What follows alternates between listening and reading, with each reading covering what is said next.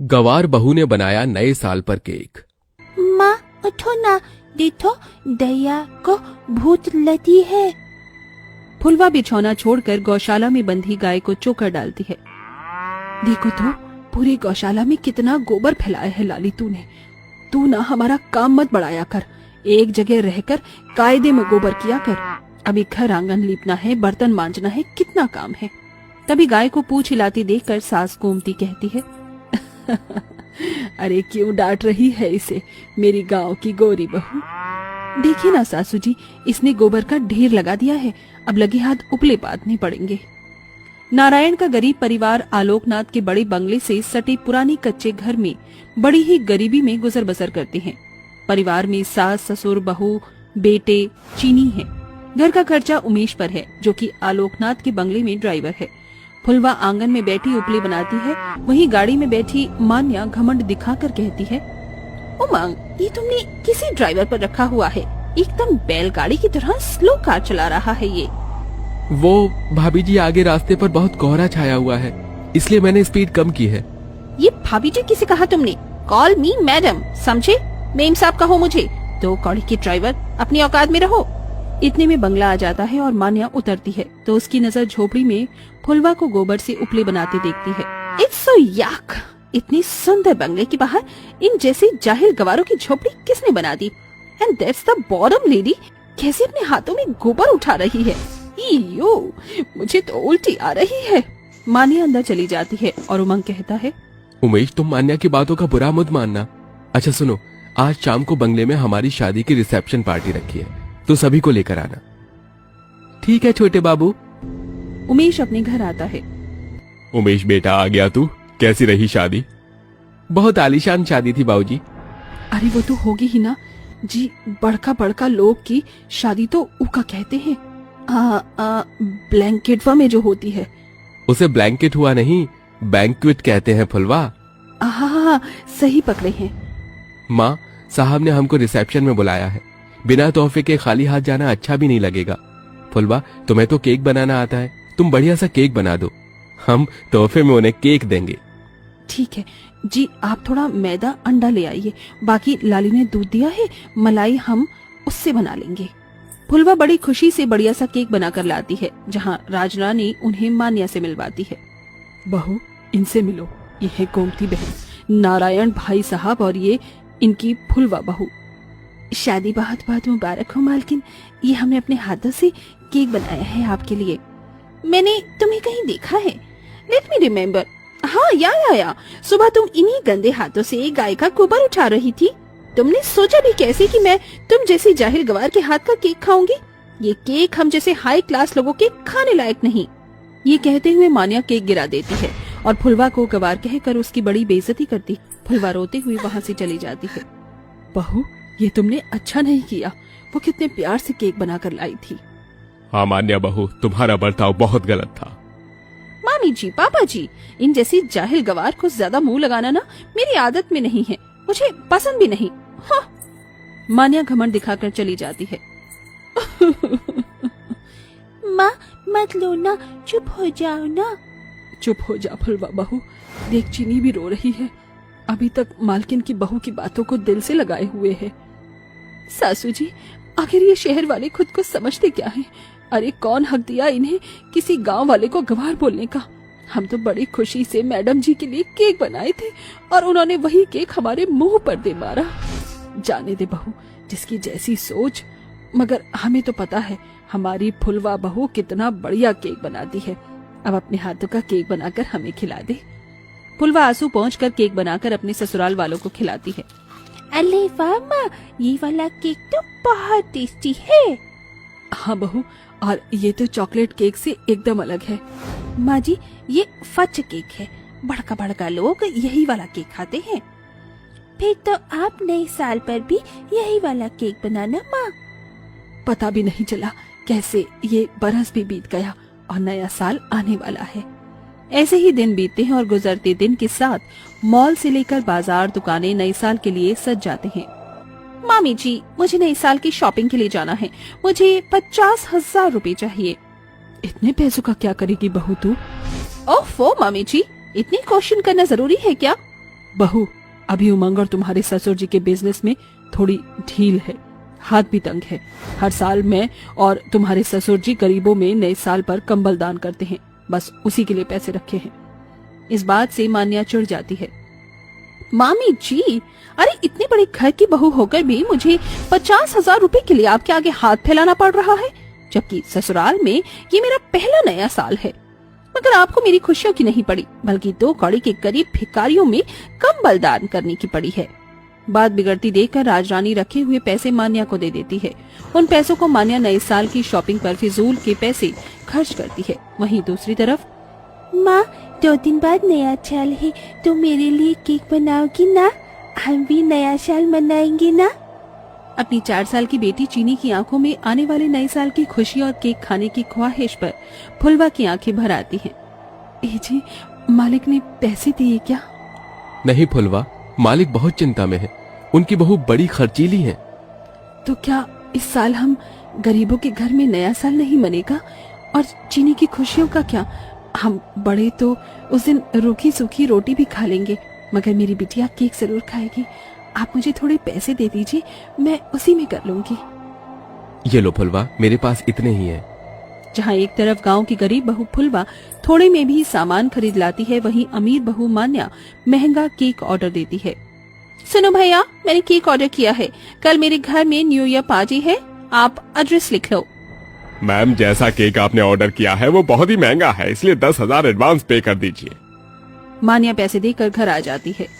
अगले दिन नया साल होता है। उस दिन फुलवा तड़के सवेरे कड़कड़ाती ठंड में भी उठकर घर आंगन लीपकर नहा धोकर पूजा पाठ करती है और अपनी सास ससुर के पैर छूती है। माँ जी, बाबूजी, नया साल मुबारक हो। जुग जुग जीती रहो, नया साल तुम्हें भी बहुत मुबारक हो। वहीं दूसरी तरफ मान्या रजाई में पड़ी होती है, जहाँ फुलवा खुद मिट्टी के चूल्हे पर धुआं सहकर भी अपने परिवार के लिए अपने हाथों से केक बनाती। वहीं शाम से पहले मान्या के घर केक आ जाता है। ये है हम अमीरों के खाने लायक, और एक केक उस चाहिर कवार ने बनाया था।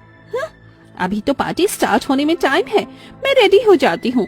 मान्या तैयार होने चली जाती है, पर जैसे ही बाहर आती है तभी अपनी ऊंची सैंडल के चलते वो केक पर ही गिर जाती है। ओह नो, मेरा केक! अब मैं क्या करूँ? सारे गेस्ट आने वाले हैं और केक की दुकान भी यहाँ से 1.5 घंटा दूर है। आज तो मेरी इज्जत का फालूदा बन जाएगा। ये सोचकर मान्या रोने लगती है। तभी राजरानी कहती है, बहू, एक है जो तेरी इज्जत बचा सकती है, फुलवा। वो बहुत बढ़िया केक बनाती है। मगर मामी जी, मैं किस मुंह से जाऊं वहाँ? मान्या बहू, फुलवा गांव की है और गांव देहात के लोग बड़े दिलदार होते हैं। वो तुझे निराश नहीं भेजेगी, ये मेरा भरोसा है। मान्या फुलवा की झोपड़ी में जाती है। मीम साहब, आप यहाँ? फुलवा, आज मैंने अपने घर में नए साल की पार्टी रखी है। मैंने जो केक ऑर्डर करके मंगवाया था वो गिर गया। अब मेरी इज्जत तुम्हारे हाथों में है। मुझे अपना बनाया हुआ ये केक दे दो, मैं तुम्हें इसके पैसे दे दूंगी। मगर मैडम जी, आपने ही तो उस दिन कहा था कि मैं जाहिल गवार हूँ, फिर आपके मेहमान हमारे हाथों का केक कैसे खाएंगे? उस दिन आपने एक झटके में हमारी इज्जत उतार कर रख दी थी। मगर हम ऐसे नहीं, कहे कि गांव के हैं ना, इसलिए जानते हैं इज्जत कैसे कमाई जाती है। अगर हमारे बनाए इस केक से आपकी इज्जत और शान नहीं घटती तो ले जाइए। मान्या केक लेकर जाने लगती है। माँ, तुमने पूरी आंटी को केक क्यों दिया? अब हम क्या खाएंगे? तभी मान्या दरवाजे पर ही रुककर उन सबको कहती है, मुझे बहुत अच्छा लगेगा अगर आप सब भी नए साल के जश्न में मेरे घर आए।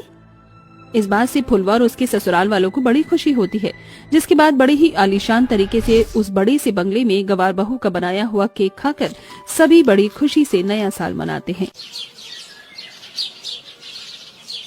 ओम जय लक्ष्मी माता मैया, जय लक्ष्मी माता, तुमको निस दिन सेवक हरि विष्णु विधाता। ओम जय लक्ष्मी माता। यहाँ शिवांगी पूजा कर रही होती है तो वहाँ तेजस्विनी रसोई से उठकर आती है और अपनी बहू को पूजा पाठ करते हुए देखती है।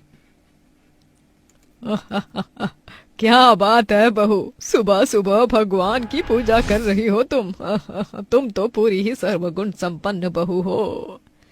हाँ माँ जी, वो क्या है ना, हमारी माँ ने सिखाया है कि सुबह उठते ही पूजा पाठ करना घर की लक्ष्मी के लिए बहुत अच्छा होता है और घर में बरकत आए, यही तो मैं चाहती हूँ। बहुत खूब बहू, बस ऐसे ही चलता रहना चाहिए। लेकिन हमारी विलायतन बहू कहाँ है जो छोटे छोटे कपड़े पहनकर इस घर में पधारी है? तभी बहुत तेज म्यूजिक की आवाज आती है। बाप रे बाप, देखो तो सही कितनी तेज म्यूजिक सिस्टम चला रखा है, पूरे घर को हिला दिया है। अरे जाओ शिवांगी बहू, देख कहीं सारे बर्तन नीचे गिरकर टूट ना जाए, पूरे घर में भूचाल जैसा आ गया है। तेजस्विनी ऐसे बोल ही रही होती है कि उधर उसकी क्रिश्चियन बहू बिस्तर से उठकर गाने पर डांस करने लगती है। मैं हीरोइन हूँ, मैं हीरोइन हूँ। तभी तेजस्विनी एनेस्थीसिया के कमरे में आती है और उसे कहती है, अरे बहू बस कर, हा? और कितना ज्यादा सर घुमाएगी हमारा? इतनी ज्यादा साउंड में तुझे पता है ना, ज्यादा तेज लाउड स्पीकर मेरी सेहत के लिए ठीक नहीं है। जी आपकी सेहत के लिए तो कुछ भी ठीक नहीं है। ये गाने तो मैंने इसीलिए बजाए हैं क्योंकि आज क्रिसमस है, आज मेरा दिन है, आज सांता क्लॉज के आने की तैयारी करनी है। हाँ बहू, मुझे भी पता है कि तू हमेशा क्रिसमस डे बनाती है, लेकिन थोड़ा सा अपने पहनावे में सुधार ला। है?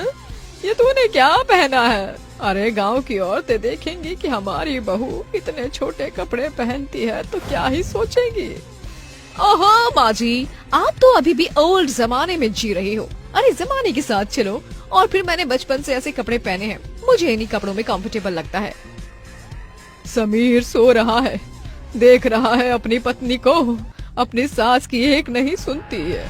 आज मोहल्ले की औरतें जब घर पर आएंगी क्रिसमस पार्टी के लिए तो उन्हें कैसा लगेगा बहू के छोटे कपड़े देखकर? माँ आप चिंता क्यों कर रही हो?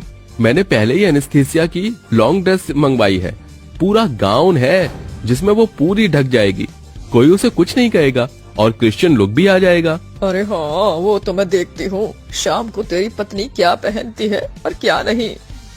तेजस्विनी की एक बहू तो घूंघट वाली होती है जो कि बहुत ही संस्कारी होती है। वो पूरे घर में पूजा पाठ करती है, जिसके चलते तेजस्विनी उसकी बहुत तारीफ करती है। सभी लोग नाश्ते की टेबल पर आ जाते हैं, जहां शिवांगी सभी के लिए उनकी पसंद का नाश्ता बनाकर तैयार करके उन्हें देती है। आप सभी का गर्मा गर्म नाश्ता तैयार है, आप सभी नाश्ता कर लीजिए, उसके बाद मैं क्रिसमस के लिए घर को सजाना शुरू करूंगी। आह क्या खुशबू आ रही है खाने से। अरे बहू, हमारे तो भाग्य ही खुल गए, जब से तू घर के अंदर आई है रोजाना स्वादिष्ट खाना खाने को मिलता है। और एक वो निकम्मी है जो कभी खाना बनाने में हाथ ही नहीं लगाती, ऊपर से फ्री पॉकेट का खाने के लिए आने में भी बहुत आनाकानी करती है। तभी वहाँ पर एनेस्थीसिया आ जाती है और अपनी ड्रेस दिखाते हुए कहती है, तुम्हें कैसी लग रही हूँ? मुझे पता है क्रिसमस के लिए मैं यहाँ बहुत प्यारी ड्रेस पहन कर आई हूँ, तो अच्छी ही लग रही होंगी ना। वैसे आज नाश्ते के लिए क्या बनाया है माँ जी? हे भगवान, जिस चीज का डर था वही हुआ। देखा, मैंने कहा था ना समीर, तेरी पत्नी किसी की नहीं सुनती है, इतने छोटे कपड़े पहन कर आई है। अरे मेहमान आएंगे तो अगर इसे इतने छोटे कपड़ों में देखेंगे तो क्या सोचेंगे? अरे शिवांगी बहू, तू ही इसे कुछ सिखा दे। एक तो तू इतनी संस्कारी और ऊपर से ये है कि जो छोटे मोटे कपड़े पहनकर जब मर्जी कहीं भी आ जाती है। आपको दिक्कत क्या है मुझसे? हाँ, मुझे तो यही समझ में नहीं आता। अरे मैं कितने महीने से यहाँ ऐसे ही कपड़े तो पहन रही हूँ ना, लेकिन फिर भी देखो रोजाना आपकी आदत बन गई है मेरे कपड़ों को टोकने की। कम से कम आज क्रिसमस डे का दिन है, आज के दिन तो चुप हो जाती। एनेस्थीसिया शांत हो जाओ, मुझे ये बताओ कि तुम्हारी जो ड्रेस मैं लेकर आया था तुमने वो क्यों नहीं पहनी? वो बहुत बड़ी है, उसमें मुझे घुटन हो रही है। हे भगवान बताओ तो, यहाँ चार चार स्वेटर पहने हैं, ठंड इतनी हो रही है और इस लड़की को जवानी चढ़ी है, अब कौन ही समझाए। माँ जी आप शांत हो जाइए ना, आपका बीपी लो हो जाएगा। बहू, तुझे मेरी कितनी चिंता है, तू तो बहुत अच्छी है। तेरी तारीफ करते करते तो पूरा दिन ही निकाल दूं मैं। और इस एनेस्थीसिया को देखो, मजाल है कि अपनी सास की कोई बात सुन ले। खैर, मैं तो जा रही हूँ अपनी सहेली के घर, अब तुम ही देखो अपना क्रिसमस। तेजस्विनी ऐसा कहकर अपनी सहेली के घर चली जाती है। इसके बाद शिवांगी और एनेस्थीसिया क्रिसमस पार्टी के लिए घर को सजाने लगती है। एनेस्थीसिया घर को मॉडर्न तरीके से सजाने की कोशिश करती है, तो वहीं शिवांगी पूरे घर को फूलों की माला और गुलाब की पत्तियों से सजाती है। ओह माय माय, तुम्हें कितनी बार कहा है, ये दिवाली नहीं है, क्रिसमस है, क्रिसमस। कम से कम आज के दिन तो ये फूलों की माला मत लगाओ। लेकिन एनेस्थीसिया, घर सजाने के बाद तो बहुत ज्यादा खूबसूरत लग रहा है ना, तो चलो पहले क्रिसमस ट्री सजा देते हैं। दोनों बहू मिलकर क्रिसमस ट्री सजाने की कोशिश करती हैं, लेकिन उसमें भी एनेस्थीसिया को प्रॉब्लम होती है, जिसके चलते वो शिवांगी से कहती है, ओह बस बहुत हुआ, अब मुझे तुम्हारे साथ इस घर को नहीं सजाना है। आज तुम अपनी सजावट अपने तरीके से एक तरफ करो और मैं अपनी सजावट अपने तरीके से एक तरफ करूंगी। तुम जैसी गंवार औरत के साथ मैं क्रिसमस सेलिब्रेशन नहीं कर पाऊंगी। ये सुनकर घूंघट वाली बहू को बहुत बुरा लगता है। वहीं मॉडर्न एनेस्थीसिया अपने मॉडर्न तरीके से क्रिसमस डे को मनाने की कोशिश करती है, तो वहीं शिवांगी फूलों की माला से पूरे घर को सजाकर और फूलों की माला से ही क्रिसमस ट्री को भी अच्छे से सजाती है। पूजा की थाली से वो क्रिसमस ट्री की पूजा करती है और उसे जल चढ़ाती है। जैसे ही घर पर मेहमान आकर ये सब देखते हैं, वो सभी शिवांगी की तारीफ करने लगते हैं। अरे वाह बहू, तूने तो बहुत अच्छे से घर को सजाया है, कितना सुंदर लग रहा है। और तू तो क्रिसमस पर क्रिसमस ट्री की पूजा भी कर रही है। पेड़ को पूजना बहुत अच्छी बात है। अरे हमारी देसी घूंघट वाली बहू बहुत संस्कारिक है, उसे हर एक चीज तरीके से करनी आती है। जब तक हम भगवानों का आदर नहीं करेंगे तो कैसे उन्हें हमारी भक्ति दिखाई देगी, हैं? अरे घूंघट वाली बहू, साड़ी में बहुत प्यारी लग रही हो, भगवान तुम्हें हमेशा खुश रखे। तभी सभी मेहमान जब एनेस्थीसिया को देखते हैं तो वो उसके छोटे कपड़ों के ऊपर कमेंट करते हैं और उसे समझाते हैं। हम लोग तुमसे कितने बड़े हैं और हमारे सामने तुम इतने छोटे कपड़े पहनकर खड़ी हो। ऊपर से तुमने इस पूरे घर को मॉडर्न तरीके से सजाया है, लेकिन देखो शिवांगी बहू कितनी समझदार और सभी चीजों का पालन करने वाली बहू है। तुम्हें उससे सीखना चाहिए कि हर एक चीज का आधार कैसे करना चाहिए। अरे रहने दो बहनों, क्यों समझा रही हो इस बेचारी को? इसे समझाकर कोई फायदा नहीं है, इसे तो हमारी बातें कड़वी लगती है। आखिर क्रिश्चियन परिवार से जो आई है, चलाएगी तो अपनी ही ना। तेजस्विनी के ऐसा कहने पर एनेस्थीसिया को अपनी गलती का एहसास होता है। पहले तो वो शिवांगी से आकर चिढ़ रही थी, लेकिन बाद में वो साड़ी पहनकर आती है और सभी से माफी मांगती है। सभी मुझे माफ कर दीजिए, मैं ये भूल गई थी कि हर घर के तौर तरीके अलग होते हैं और हमें इस तरीके से चलना चाहिए। मैं तो बस अपने क्रिश्चियन त्योहार को अपने क्रिश्चियन तरीके से ही बना रही थी, लेकिन मुझे ऐसा नहीं करना चाहिए था। मुझे आप सभी की खुशी के चलते वही चीज करनी चाहिए थी जो सबको पसंद आनी चाहिए। आप सब मुझे माफ कर दीजिए। एनेस्थीसिया को अपनी गलती का एहसास करते हुए देख सभी उसे माफ कर देते हैं, जिसके बाद तेजस्विनी अपनी दोनों बहू को बहुत प्यारा गिफ्ट देती है और वो सभी उस दिन क्रिसमस पार्टी को बहुत अलग तरीके से एंजॉय करते हैं और खुशी खुशी क्रिसमस पार्टी बनाते हैं। जिसके बाद अब एनेस्थीसिया अपने ससुराल के तौर तरीके सीखती है और खुशी खुशी रहने लगती है।